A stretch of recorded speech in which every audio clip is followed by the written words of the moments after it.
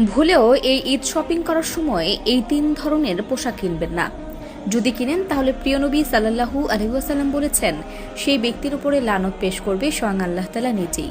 এবং যে ব্যক্তির উপরে আল্লাহ তাআলা নিজে লানত পেশ করে, ওই ব্যক্তির ইহকাল যেমন বরবাদ হয়ে যায়, পরকালেও তার জন্য অপেক্ষারত থাকে কঠিন থেকে কঠিনতর শাস্তি।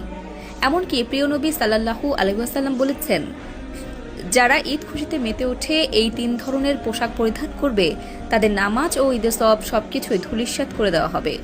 তার করা নামাজ, রোজা কোনো কিছুই আল্লাহর দরবারে কবুল হবে না।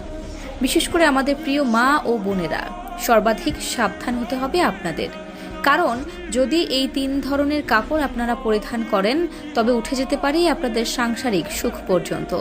তাই কোন ধরনের কাপড় সেগুলো জানতে হলে না টেনে শেষ পর্যন্ত দেখতে থাকুন আমাদের সম্পূর্ণ ভিডিওটি। কারণ শুধুমাত্র যদি একটি কাপড়ের জন্য আপনার সারা বছরের ইবাদত আল্লাহ তাআলা কবুল না করেন, তবে সেই কষ্টের কোনো অন্ত থাকবে না।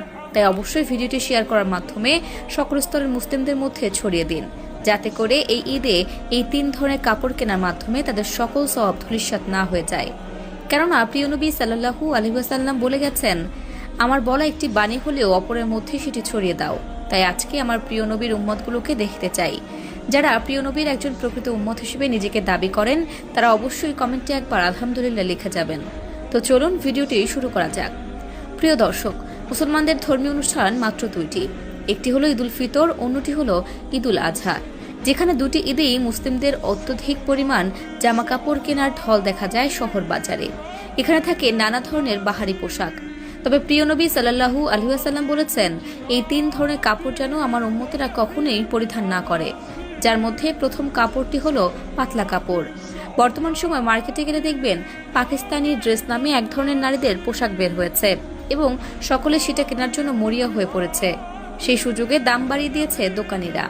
কিন্তু প্রিয় নবীর বলা হাদিস অনুসারে সেই উক্ত পোশাক যদি পাতলা বর্ণের হয়, সেটি আমাদের পরতে নিষেধাজ্ঞা রয়েছে। এছাড়াও দ্বিতীয় নম্বরের যে পোশাকের উপরে নিষেধাজ্ঞা রয়েছে, সেটি যদিও পোশাকের উপর নয়, বরঞ্চ পোশাক পরিধানকারীদের উপর। বর্তমান সময় দেখতে গেলে দেখা যাবে উন্নত দেশের সাথে তাল মিলাতে গিয়ে এমন অনেক মুসলিম নারী আছে যারা নারীদের লেভাস বা পোশাকের পরিবর্তে পুরুষের পোশাক পরতে স্বাচ্ছন্দ্য বোধ করে।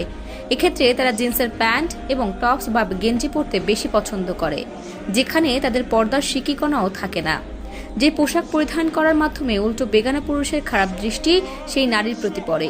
ফলে যেমন গুনাহ হয় সেই খারাপ দৃষ্টি প্রদানকারী পুরুষের, তার থেকেও কয়েক গুণ বেশি গুনাহ হয় ওই বেপর্দাকৃত নারীর।